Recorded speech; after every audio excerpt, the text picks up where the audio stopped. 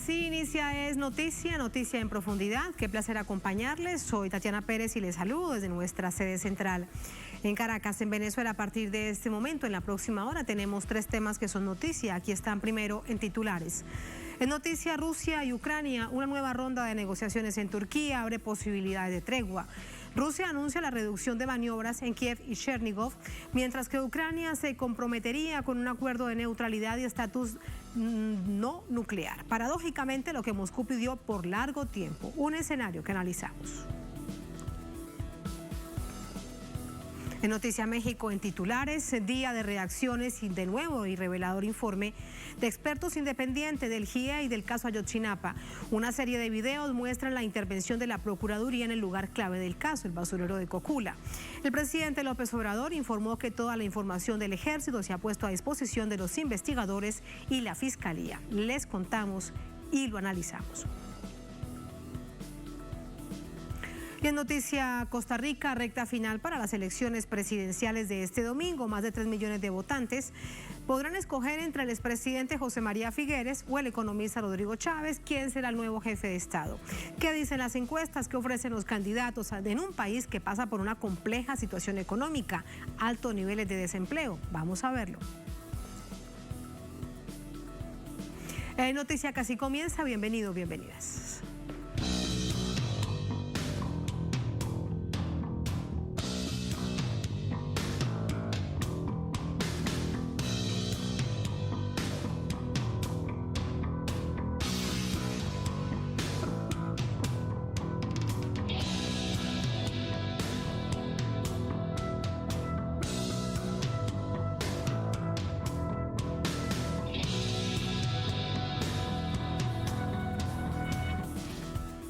En noticia, Rusia y Ucrania. Ucrania plantea declararse un estado neutral y Rusia reducir operaciones militares en algunas ciudades como parte de negociaciones en Turquía. Recordemos que se ha registrado esta jornada nueva ronda de conversaciones entre ambas delegaciones. Vamos a verlo. Luego de las conversaciones este martes en Estambul, el jefe de la delegación rusa, Vladimir Medinsky, relató cuáles fueron las propuestas que presentó Ucrania. Accederían a la petición hecha previamente por Moscú de adoptar un estatuto de neutralidad. Ucrania se proclama un estado neutral bajo las garantías del derecho internacional para implementar el estatus libre de armas nucleares fuera del bloque. Hay una lista de estados garantes de la seguridad de Ucrania. Medinsky señaló que las propuestas de Ucrania sobre un sistema de garantías de seguridad sugieren que no se aplican al territorio de Crimea, Sebastopol y Donbass. Es decir, renuncia a los intentos de recuperarlos militarmente. Asimismo, Ucrania acogería la decisión de no adherirse a alianzas militares, no acoger bases y contingentes militares extranjeros, ni realizar ejercicios militares sin el consentimiento de los países garantes, incluida Rusia. Medinsky señaló además que Ucrania planteó a Rusia que no se oponga a su integración a la Unión Europea y pidió que la decisión final se formalice en una reunión de los jefes de Estado de ambos países. El representante ruso señaló que por su parte aspiran reducir significativamente las operaciones militares cerca de Kiev y la ciudad norteña de Chernihiv. Entre tanto, el presidente ucraniano, Volodymyr Zelensky, dice que las conversaciones han dado algunas señales positivas, pero cree que no se puede confiar en el Kremlin y considera que las sanciones occidentales deben mantenerse.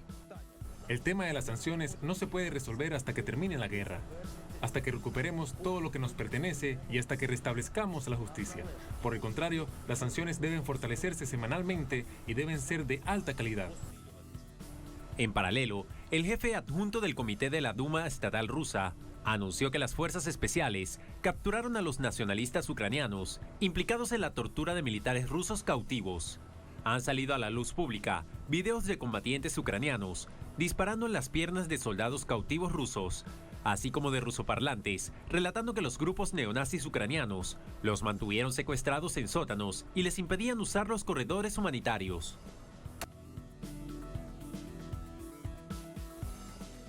Allí los hechos, de inmediato vamos con el análisis. Para ello nos acompaña Sandino Asturias. Sandino es analista internacional, politólogo, coordinador del Centro de Estudios en Guatemala. Nos acompaña de Ciudad de Guatemala. Sandino, bienvenido, muy buenas noches. Gracias por acompañarnos. ¿Cómo estás? Bien, Tatiana, buenas noches, un abrazo. Muchas gracias, Sandino. Conocer primero tu análisis acerca de este avance que parecería, hasta lo que se puede observar, realmente significativo, pensando en una tregua que pueda ampliarse, que sea realmente indefinida, pensando además en la población, que es la que más sufre cuando hay confrontaciones entre estas naciones, en este caso Rusia y Ucrania. Bueno, evidentemente esta operación militar tenía y tiene objetivos políticos muy claros. Y lo que se va viendo en la mesa de negociaciones es que estos objetivos políticos se están alcanzando. Por lo tanto, el objetivo de la operación militar está teniendo el resultado político que se esperaba, y que las negociaciones son el mejor instrumento para poder implementar los acuerdos a los que se puedan llegar. Me parece que las tragedias de las guerras tienen que terminar lo antes posible, y me parece que la negociación y este establecimiento de un diálogo permanente es el camino para finalizar esta guerra y sobre todo para cumplir los objetivos políticos que se planteó el origen de esta guerra. Creo que esto está muy claro desde antes de la guerra, y ahora cuando esto empieza a tener un desenlace político y empieza a haber acuerdos políticos entre ambas partes, esto nos está indicando que estamos llegando no solo al fin de la guerra, sino a los objetivos que se trazaron. Y esto es, Sandino, bastante paradójico, porque sobre los dos puntos en los que dice la delegación ucraniana que lo van a plantear, que lo van a estudiar, es lo que durante largo tiempo pidió Rusia que Ucrania no hiciera. Uno, que se declarara un estado neutral, y dos, que no asumiera una función de un país con armas nucleares, obviamente enviadas por potencias extranjeras, en particular de Occidente. Pues esto resulta bastante paradójico, que ahora sí lo hagan después de una confrontación que ya lleva más de un mes. Es correcto, lo que pasa es que es la consecuencia, o sea, es la consecuencia de la operación militar que empiezan a cambiar las decisiones que tomó Ucrania. O sea, lamentablemente esto se pudo haber evitado. Si esto se hubiera atendido adecuadamente, no hubiera llegado a esta confrontación. Pero justamente el desoír las peticiones rusas y el haber empecinado su posición de poner en riesgo la seguridad de la región es lo que llevó a la confrontación. Esperamos que ahora sí se entienda por parte de Ucrania y se llegue a un corto plazo a un acuerdo político, porque al final de eso se trata este asunto, es llegar a acuerdos en donde las partes puedan tener condiciones para convivir. Al final son países fronterizos y es importante que haya seguridad para ambas partes y que podamos tener una región en paz. Y para eso son las negociaciones de paz. Sí. Para lograr la paz. Sí, aquí es importante en todo caso recordar que detrás de Ucrania está la OTAN y está directamente el gobierno de Estados Unidos, el Departamento de Estado de Estados Unidos. Recordemos que hace muy pocos días estuvo el secretario de Estado haciendo una gira por Europa, y también estuvo el propio presidente de Estados Unidos, Joe Biden, muy cerca, allí en Polonia y luego en Bruselas. Así que dependerá también de lo que le manden a hacer al presidente Volodymyr Zelensky, o en este momento podría tener cierta autonomía para sentarse a pensar que puede ser un estado neutral y que no aceptaría armas nucleares. Sí, es exacto la interpretación, es decir, es la OTAN y Estados Unidos que fueron provocando hasta llegar a esta confrontación. Pero la confrontación no la está viviendo Estados Unidos, la está viviendo Ucrania. Y por lo tanto, la sobrevivencia propia del gobierno ucraniano y de lo que quede de las Fuerzas Armadas de Ucrania, pues es lo que va a hacer que esta negociación tenga un fin satisfactorio, pero que sobre todo, ahora que está en la mesa de negociaciones, las causas, las verdaderas causas y el origen de este conflicto se puedan resolver y no necesitemos un conflicto. Efectivamente, detrás de esta confrontación y detrás de esta provocación y de este envío de armas a Ucrania y haber puesto en peligro la seguridad es lo que desató la confrontación. Pero la paz, la negociación, es lo que esperamos que en el corto plazo pueda dar un desenlace político a este proceso. Porque de manera paralela, Sandino, el gobierno ucraniano, bueno, dice esto, que evalúa esta medida, lo dicen al término de esta reunión en Estambul, en Turquía, pero de otro lado el presidente Volodymyr Zelensky le pide a las potencias occidentales, Estados Unidos y la Unión Europea en particular, para plantearlo en conjunto, que debe haber más sanciones a Rusia, después de la cascada de sanciones que ya hubo y que no logran arrinconarla como habían esperado. ¿Qué crees que esto significa no solamente para Ucrania, para la misma nación, sino también para la Unión Europea, seguir pidiendo más y más sanciones, entre otras cosas que son medidas totalmente ilegales? Mira, esta es la narrativa que seguramente vamos a seguir escuchando, porque hay que recordar que aquí también hay un negocio por el medio, ¿verdad? Lo que quiere Estados Unidos y lo que pretende bajo este argumento es cambiar la matriz energética de Europa y quitarle el gas ruso y el petróleo ruso a Europa para proveerlo de Estados Unidos. Es decir, aquí en trasfondo, hay un intento de cambiar matrices económicas globales que tienen para beneficio, para variar en estos conflictos, para beneficio de Estados Unidos. Entonces Europa está otra vez en el centro, se ha plegado a esta política de Estados Unidos y ahora está en juego justamente si van a replantearse los intereses de Europa o van a seguir siendo simplemente instrumentos de Estados Unidos. Esto es lo que está en juego y en el territorio donde se está dando la confrontación es donde debe haber más preocupación de cómo salir del conflicto y cómo entrar a estos mecanismos que se están planteando de neutralidad, de tener unas fronteras en paz y unas fronteras sin conflictos, ni armas nucleares, ni aislamientos o, voltear de alguna manera la geoestrategia en la región. Por eso es importante estas negociaciones y que se mantengan y que puedan terminar con la confrontación en el menor tiempo posible. ¿Por qué crees que han funcionado más en Turquía que en Bielorrusia estas negociaciones, estos cara a cara? Bueno, Turquía es un país que tiene y ha tenido buenas relaciones con los dos actores en conflicto. Tienen intereses muy particulares en Turquía y tiene condiciones para poder desarrollar estas negociaciones al más alto nivel. Turquía juega un papel dentro de los bloques y siempre y ha tenido una cordial relación con Rusia.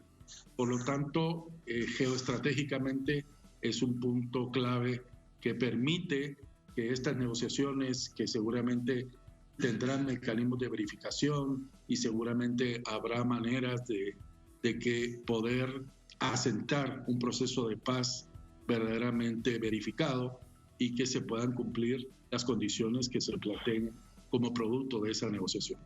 Al verlo de esta manera, Sandino, uno piensa en los acuerdos de Minsk del año 2014, luego que cambiaron un poco para el año 2015, pero que no se cumplieron.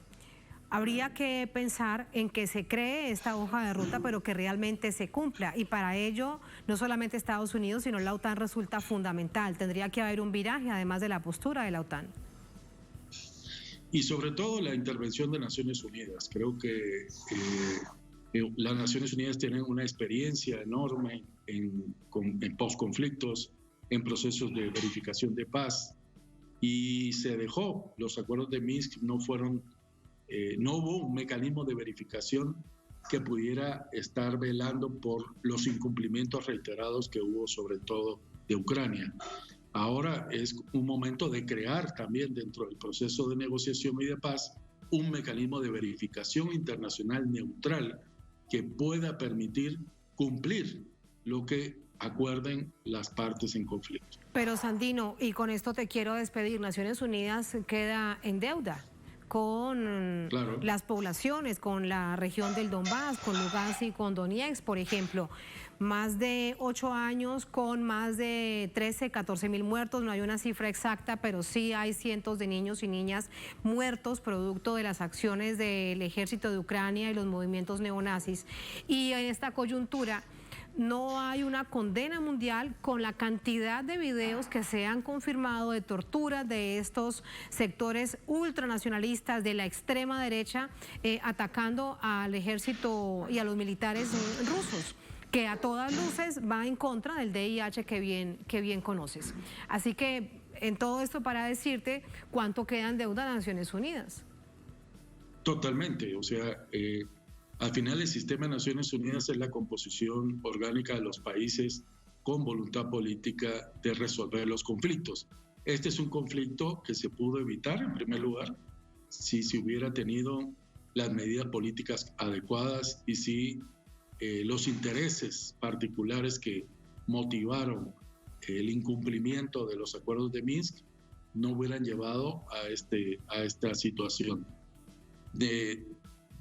Sí hay una corresponsabilidad del sistema de Naciones Unidas para haber intervenido, pero me parece que ahora, cuando estamos hablando de unas negociaciones y que estamos hablando de mecanismos de verificación de que se cumplan acuerdos entre Rusia y Ucrania, sí, el sistema de Naciones Unidas debe ser el garante de que esos acuerdos se cumplan, porque no creo que ni la OTAN ni la Unión Europea sean garantes confiables.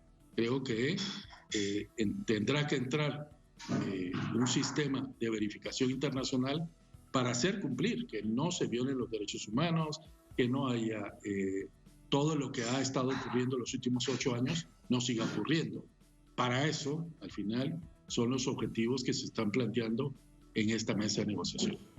Muchísimas gracias, Sandino, por este análisis. Muy buenas noches, gracias siempre. Un gusto. Buenas noches. Igualmente, un abrazo. Adiós, un abrazo, Sandino. Así vamos a la primera pausa en esta emisión de Es Noticia. Al volver en Noticia México, día de reacciones al nuevo y revelador informe de expertos independientes del caso Ayotzinapa. Una serie de videos muestran la intervención de la Procuraduría en un lugar clave del caso. El presidente López Obrador informó que toda la información del Ejército se ha puesto a disposición de los investigadores y de la Fiscalía. Les contamos y lo analizamos al volver en Es Noticia.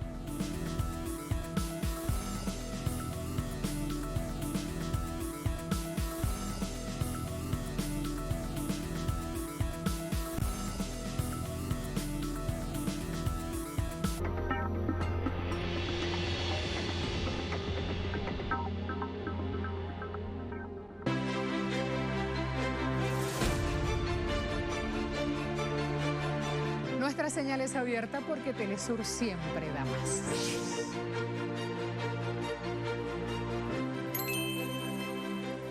Hola, ¿qué tal? Sean todos muy bienvenidos a Vidas. Hay lugares donde el arte se unifica con el orgullo de los pueblos. Y esos lugares están llenos de colores, alegría, pasión, tradiciones, arraigo, valor y entrega. Vidas, todos los viernes. Solo por Telesur. Miradas profundas, llenas de luchas e historias. Luchas que trascienden generaciones. Conoce las realidades más profundas a través de sus protagonistas en Documentales Telesur.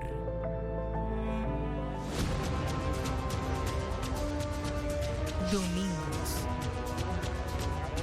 Solo por Telesur.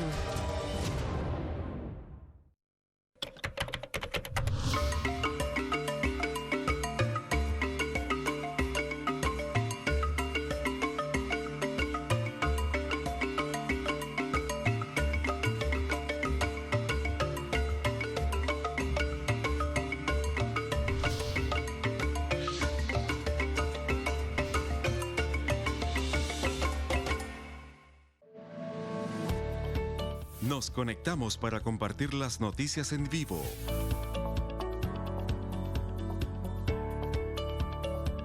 Las 24 horas. Los 365 días del año. Síguenos ahora. Telesur, siempre da más.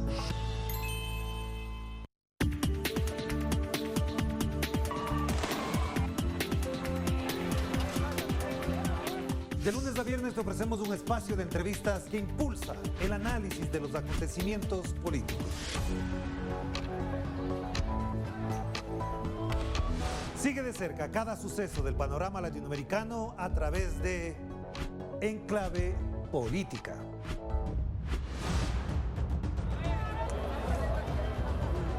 Solo por Telesur.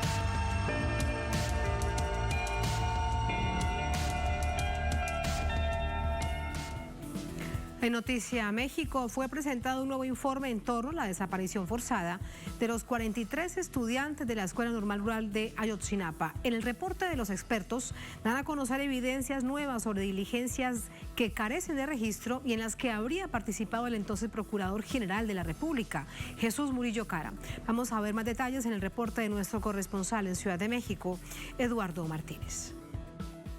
El grupo interdisciplinario de expertos independientes reveló la existencia de 100 horas de video que dan cuenta de una serie de operaciones en el basurero de Cocula el 27 de octubre de 2014, un mes después de la desaparición forzada de los 43 estudiantes normalistas de Ayotzinapa. En las diligencias, hasta ahora secretas, participaron elementos de la Marina y el titular de la extinta Procuraduría General de la República, Jesús Murillo Caram. Toda esa información que fue recobrada hoy, que la tenemos hoy, la desconocíamos durante 7 años, bueno, 6 años, 7 meses. Y 2, nunca fue entregada ni a la investigación ni a los elementos de peritos del EAF cuando entran a hacer la verificación del basurero de Cocula. Según la versión del gobierno de Enrique Peña Nieto, los jóvenes habrían sido calcinados en ese sitio cercano a Iguala, en el estado de Guerrero, donde se registraron los hechos. Sin embargo, tras las investigaciones y luego de que el presidente Andrés Manuel López Obrador ordenara la entrega de toda la información, lograron concluir que la llamada verdad histórica se construyó con base en falsedades. Las autoridades ocultaron, cambiaron información, negaron conocimiento de los hechos y generaron desde ese punto de vista elementos para hacer creer que no conocían sobre el paradero de los estudiantes, que no conocían sobre la detención y desaparición y que no conocían incluso sobre la situación de violencia en Guerrero. Se trata del tercer informe que entregan los especialistas designados por la Comisión Interamericana de Derechos Humanos y, entre otras cosas, concluye que a 7 años y medio de la desaparición de los estudiantes no hay indicios de que se encuentren con vida. Pero no hemos tenido ninguna noticia que nos dé indicaciones de vida de los 43 estudiantes. Cada una de las investigaciones que se han podido recabar por parte de la unidad especializada y el GEI dan cuenta de lugares de fosas y no de lugares en vida. Madres y padres de los normalistas recibieron la información, pero aseguran que, por duros que sean los datos, ellos se mantendrán en lucha hasta conocer qué fue de sus hijos. Hay muchas cosas que preguntar todavía sobre ellos y todavía no tienen la respuesta. Entonces nuestra demanda seguirá siendo de esa, ¿no? Hasta saber realmente la verdad y que clarifique. Por su parte, el subsecretario para Derechos Humanos y presidente de la Comisión de la Verdad y Justicia para el caso Ayotzinapa admitió que todavía existe resistencia en algunos sectores para entregar documentos y elementos relacionados con el caso. Falta alguna información de la Secretaría de Defensa Nacional Pero yo creo que hoy la principal resistencia está en algunas áreas de la Fiscalía General y en el Poder Judicial. El grupo de expertos retomó las averiguaciones en 2020 a solicitud de los padres de los 43 normalistas. También se mencionó que 22 personas con información relevante han muerto, solo 2 de causas naturales, lo que pone en evidencia, dijeron, las presiones para que el caso no se resuelva. Eduardo Martínez, Telesur, Ciudad de México. Así entramos con el análisis. Para ello nos acompaña vía telefónica Luis Hernández Navarro. Es escritor, periodista, coordinador de opinión del diario mexicano La Jornada. Nos acompaña de Ciudad de México. Luis, qué placer saludarte. Muy buenas noches. Igualmente, Tatiana. Es un honor para mí estar contigo y en tu programa en la noche. Muchísimas gracias. Primero preguntarte, ¿cómo es que han pasado 7 años y aparecen estos videos? ¿Dónde habrían estado? ¿Quién los habría ocultado? Hay tantas preguntas alrededor de ello, porque de esto evidentemente se desprenden más preguntas. Pero primero, ¿qué crees que pudo haber sucedido con esos videos y cómo es que aparecen ahora?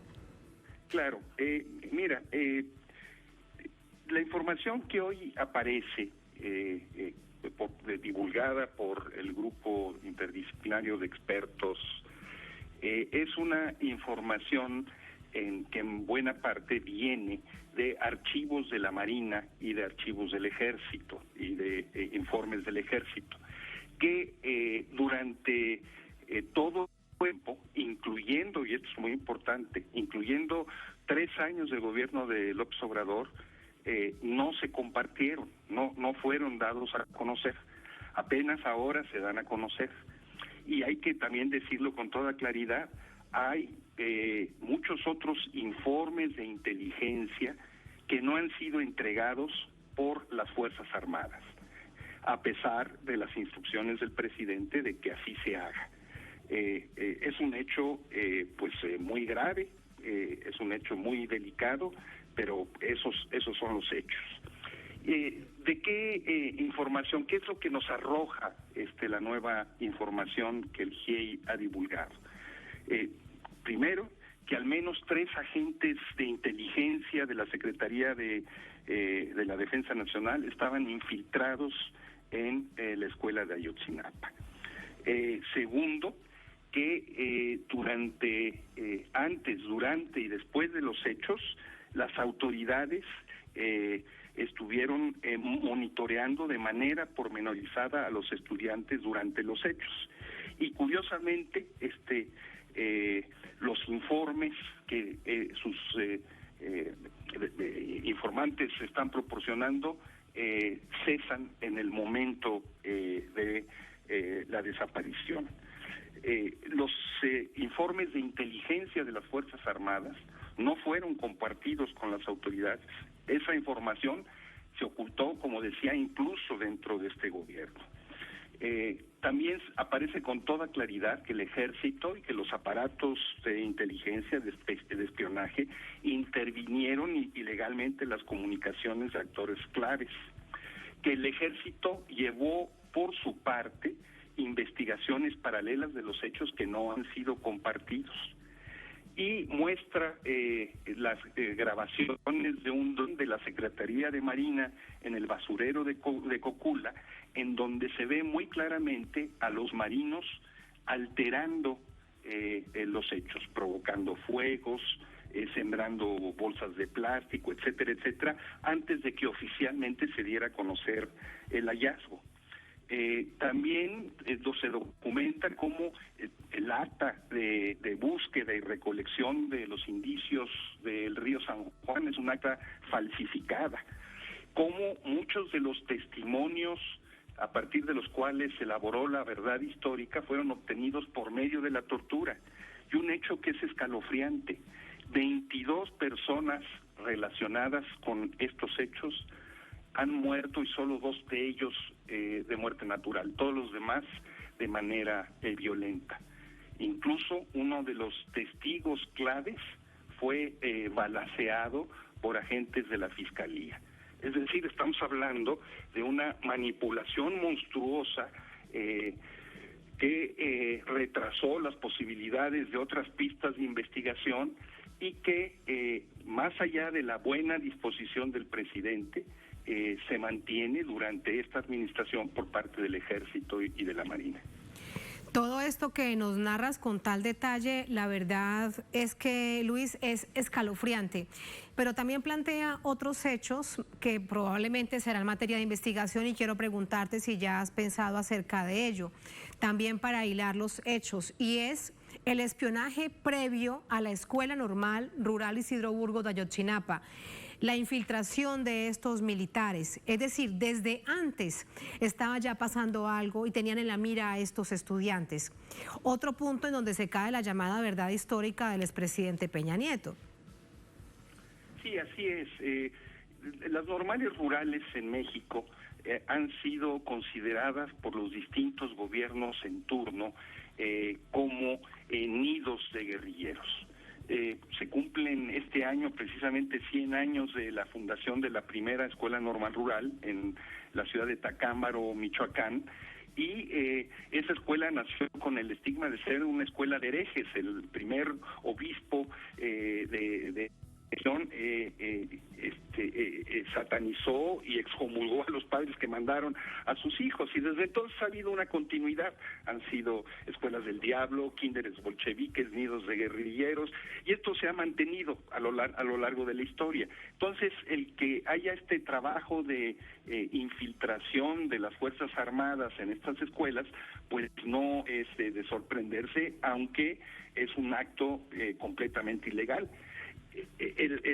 Lo terrible de esta situación llega a que se ha documentado como uno de los desaparecidos era precisamente uno de los informantes del Ejército. Imaginemos eso, lo que eso significa. Sí, y además, cuando tenemos allí las imágenes, Luis, en el marco de la gravedad de lo que esto significa, es que hasta el mismo basurero de Cocula fue el propio Procurador General de la Nación, que fue el que dijo en esa rueda de prensa que, recordemos, con tantas preguntas, con tantos interrogantes que tenían los periodistas, ya me cansé de responder y salió y se fue. Sí, afortunadamente los padres de familia no se han cansado e insisten una y otra vez, como lo volvieron a insistir hoy de manera muy dramática, ¿no? Lo dijeron muy claramente al responder al informe del GIEI el día de hoy. Dijeron: estamos enojados, perdón por la palabra, pero es la que ellos usaron, estamos encabronados, dijeron. Las instituciones jugaron con nosotros, nos vieron la cara, dijo don Mario, ¿no? Y luego dijo: usted tiene toda la voluntad, señor presidente, pero sus instituciones no le hacen caso. O sea, no estamos hablando de Peña Nieto, estamos hablando de lo que está sucediendo hoy en día.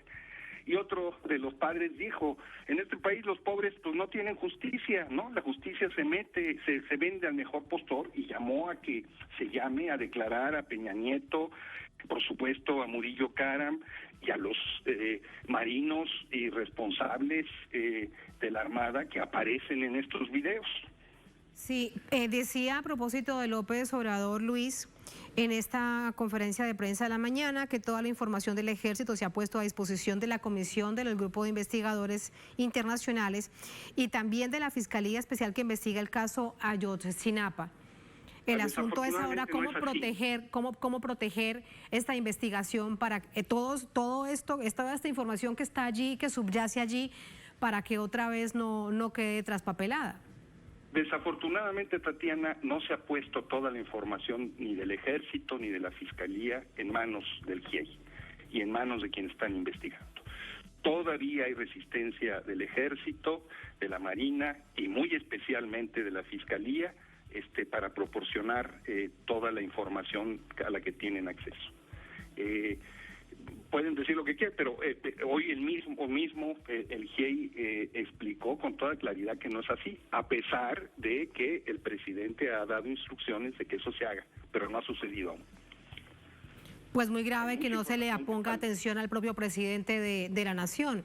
Ahora, ¿crees que hay realmente un viraje en la investigación? Porque el GIEI tenía como conclusión lamentablemente lo decían ellos, que durante todas estas investigaciones, en el tercer informe, no hay probabilidad de aparición con vida de los estudiantes, sino que han sido asesinados. Más indignación aún para los padres, pero sin duda, si esto es así, plantea un viraje en la investigación. Sí, yo creo que la investigación sigue teniendo como ejes centrales en los de verdad, justicia y reparación del daño. Todavía no se tiene esto. Hoy queda fehacientemente comprobado que la verdad, la famosa verdad histórica, fue un montaje del que multitud de medios de comunicación, escritores, etcétera, etcétera, se prestaron a avalarla a pesar de todas las evidencias de que no haya sido así.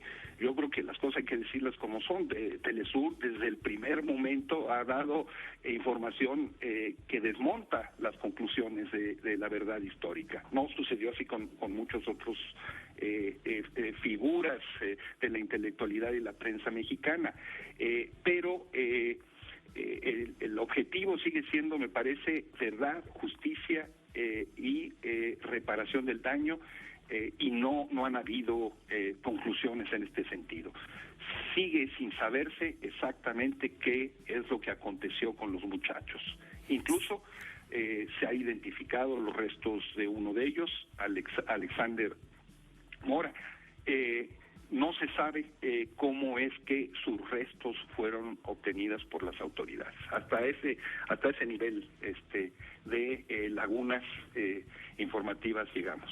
Ante este nivel de incertidumbres y de cantidad de preguntas que aún están. Por último, Luis, con toda esta información que se ha revelado por parte de este grupo de expertos independientes, ante, valga decir, ya la absoluta gravedad y dolorosa situación de los 43 estudiantes desaparecidos de esta forma tan violenta, pareciese que hay algo mucho más grande detrás que no se logra establecer qué es, que vincularía a sectores muy poderosos del país.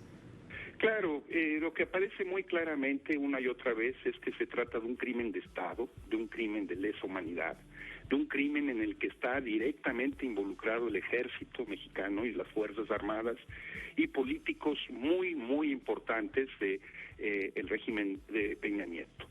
Sigue, por ejemplo, sin esclarecerse el destino de un quinto autobús que tomaron los muchachos en la central de Iguala, que presumiblemente es un autobús que estaría cargado con heroína y que se dirigiría directamente hacia Chicago, y sigue sin esclarecerse la información de esta ruta del narcotráfico. ¿Qué quiere decir eso? Quiere decir que estamos ante una trama en donde muy claramente está el ejército, la marina, políticos implicados en actividades ligadas al mundo del narcotráfico, y una situación en donde los muchachos habrían sido víctimas de esa trama mafiosa y criminal del mundo de la narcopolítica mexicana. Tremendamente grave todo esto. Gracias, Luis, gracias por expresarnos tus reflexiones, tu análisis. Muy buenas noches. Muchas gracias, Tatiana. Muy buenas noches. Muy buenas noches y gracias. Así vamos a la última pausa en esta emisión de Es Noticia. Al volver en Noticia Costa Rica, recta final para las elecciones presidenciales de este domingo. Más de 3 millones de votantes deberán escoger entre el expresidente José María Figueres y el economista Rodrigo Chávez, quien será el nuevo jefe de Estado. Lo decide el pueblo. ¿Qué dicen las encuestas? ¿Qué ofrecen esos candidatos a un país que pasa por una compleja situación económica? Vamos a verlo al volver en Es Noticia.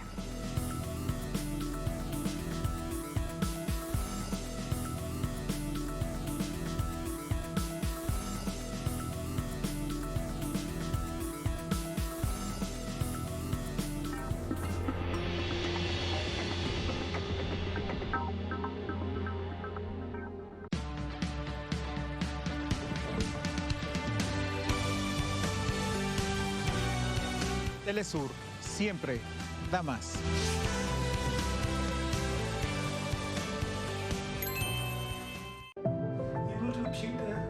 Miradas Gradas profundas, llenas de luchas e historias.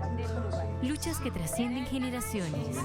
Conoce las realidades más profundas a través de sus protagonistas en Documentales Telesur.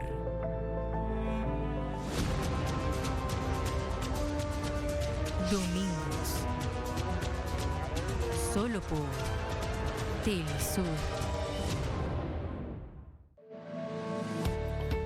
Nos conectamos para compartir las noticias en vivo.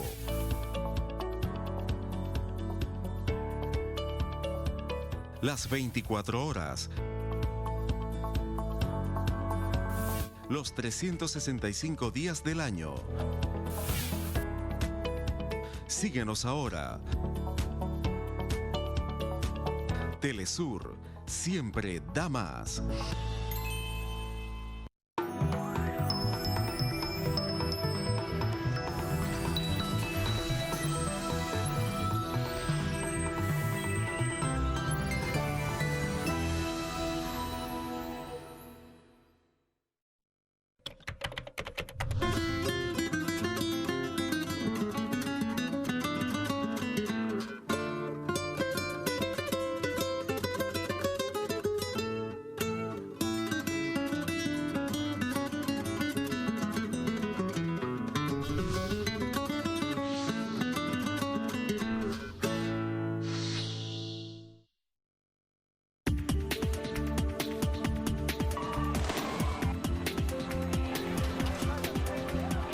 De lunes a viernes te ofrecemos un espacio de entrevistas que impulsa el análisis de los acontecimientos políticos.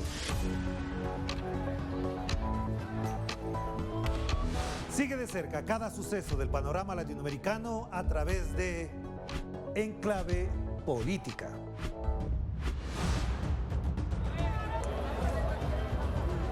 Solo por Telesur.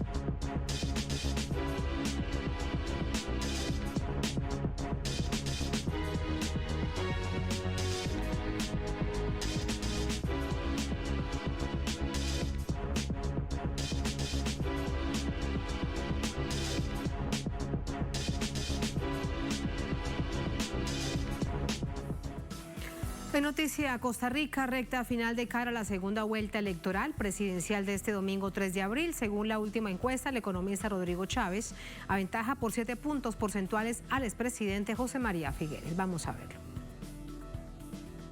A pocos días de efectuarse el balotaje, siguen conociéndose datos de sondeos. El estudio efectuado por la Universidad Nacional de Costa Rica indica que si la segunda vuelta fuese este martes 29 de marzo, el candidato Rodrigo Chávez del Partido Progreso Social Democrático alcanzaría un 41,2% de la intención de voto, mientras que José María Figueres del Partido Liberación Nacional obtendría un 33,3%. Este estudio también refleja un índice de indecisión que al comienzo de la contienda era de 20% y ahora en el mes de marzo bajó a 18,80%. Otro estudio elaborado por la empresa Enfoques, realizado el 23 al 27 de marzo, indica que Rodrigo Chávez tiene el 45% de la intención de voto y José María Figueres el 33,70%. Según Enfoques, la participación ciudadana en la segunda vuelta sería del 60,80%, consultados que manifestaron que definitivamente van a votar el 3 de abril. El hasta ahora favorito, Rodrigo Chávez, de 60 años, fue la sorpresa de la contienda el pasado 6 de febrero. Es economista y fue ministro de Hacienda en 2019, durante el gobierno de Carlos Alvarado. Por más de 30 años trabajó en el Banco Mundial. Por su parte, José María Figueres, de 67 años, vuelve a competir por la presidencia tras una larga estancia en el extranjero. Fue jefe de Estado entre 1994 y 1998. Un político tradicional, viene de una familia con un legado político, ya que su padre fundó el PLN. Teníamos allí lo que veremos el próximo domingo. Más de 3,5 millones de costarricenses tendrán la decisión de escoger para los próximos 4 años entre estas dos figuras. Una de la política de la clase tradicional, con uno de los partidos más tradicionales del país, mientras que el economista Rodrigo Chávez es la primera vez que se enfrenta a un proceso electoral de estas características. El pueblo tendrá la decisión en momentos bastante complejos para esta nación centroamericana. Compleja situación de carácter económico marcada por la pandemia de la COVID-19, altos niveles de desempleo. Vamos a analizar todo esto con Maynor Berganza, analista político, abogado, nos acompaña desde Guatemala. Maynor, bienvenido, muy buenas noches, ¿cómo está?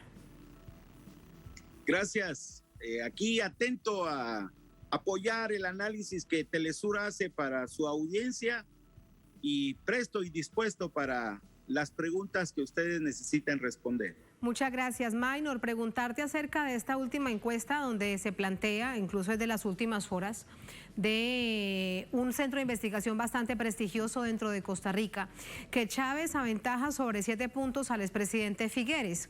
¿Crees que es una tendencia que se mantendrá? Para preguntarte acerca del escenario político y también con este entrecomillado de cuántas veces hemos visto en nuestro continente que se equivocan las casas encuestadoras.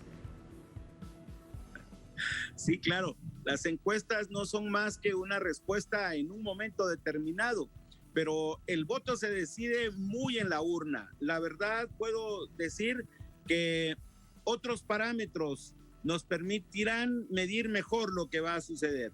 Si la vieja Costa Rica sale a votar, Figueres va a ganar. Si las personas que acostumbran a estar sentados en casa, viendo televisión, haciendo tareas hogareñas, deciden salir a votar, pues entonces va a ganar Figueres.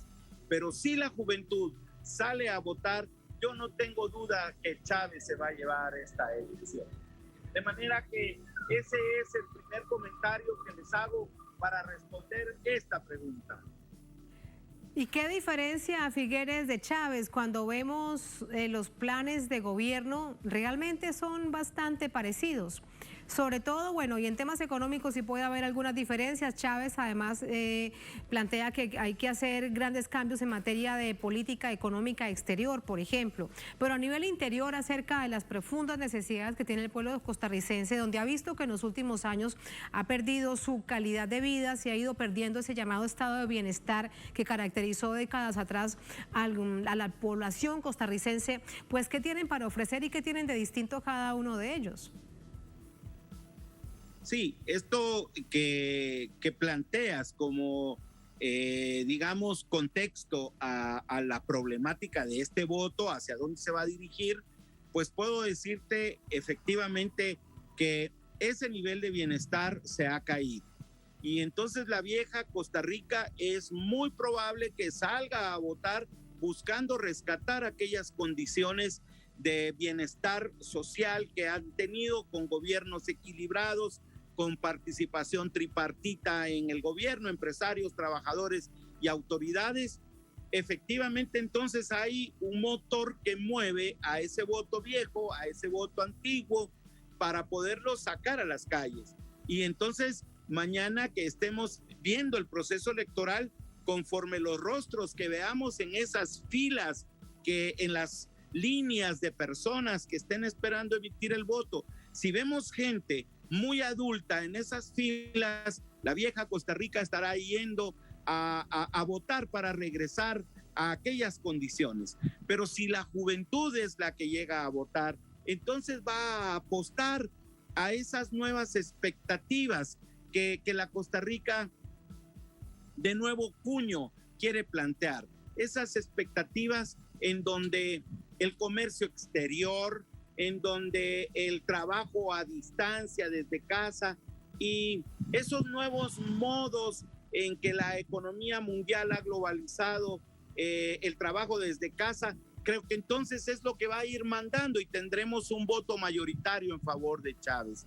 Así es como yo tengo la expectativa de la medición. Yo no confío mucho en estas estadísticas numéricas porque solo reflejan un estado determinado en el momento en el que se hace la encuesta, que puede cambiar cuando el electorado está en las urnas. De tal manera pues que entonces tenemos justamente una disputa de nuevo modo, de nuevo modelo en América Latina, donde estamos viendo cómo se disputan el poder dos tendencias, una antigua que ya conocemos, un viejo conocido por un nuevo porvenir, de tal suerte que esa es la disputa que esperamos para mañana. Entonces, si vemos juventud, veremos a Chávez en el poder. Si vemos gente madura votando, veremos a Figueres en el poder.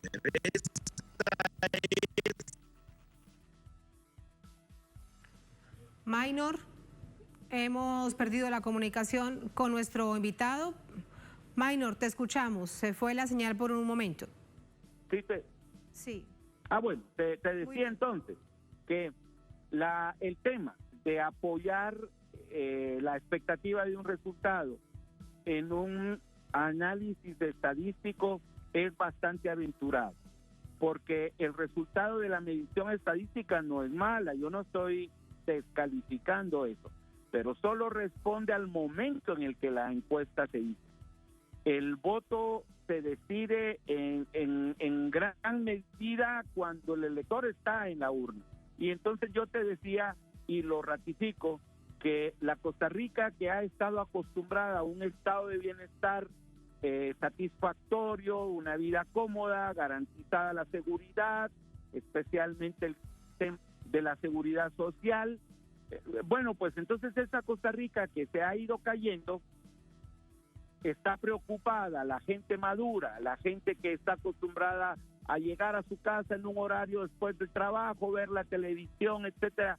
Estas personas están preocupadas porque su situación de vida se ha modificado. Entonces es muy probable que esta gente adulta salga a votar mañana. Los vamos a ver en las calles. Vamos a verlo, si en las claro. filas, si en las colas de votación vemos a los jóvenes, pues entonces es Chávez el que va a ganar. ¿Por qué? Porque la juventud aspira a esos modelos creados por una economía de nuevo cuño que apuesta al trabajo desde casa, a un trabajo que presta servicios outsourcing para el extranjero. Esas propuestas de la nueva economía, la juventud las espera. Entonces es probable que tengamos a estos jóvenes votando por Chávez. Gracias, Maynor, por este análisis. El próximo domingo será la encuesta definitiva. El pueblo decidirá. Gracias, buenas noches. Hasta luego. Hasta luego, Maynor, gracias, muy buenas noches. Gracias a ustedes por habernos acompañado. Así ponemos punto final a esta emisión de Noticia. Un placer como siempre, será hasta mañana. Sigan con nosotros.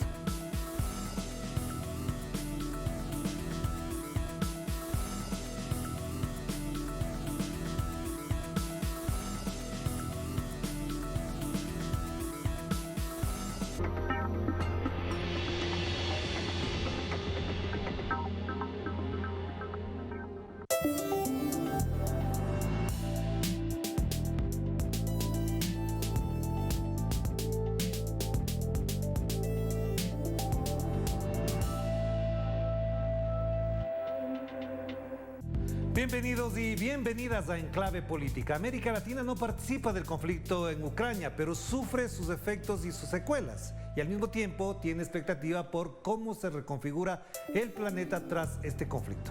Por supuesto que también está en medio de todo esto cómo Estados Unidos queda frente al planeta y de qué modo Rusia y China se reposicionan frente a nuestra región tras los acercamientos vividos en los últimos años. Además, la pospandemia podría generar nuevos procesos de integración de los bloques y desde allí habrá que observar cómo se comportan los líderes latinoamericanos.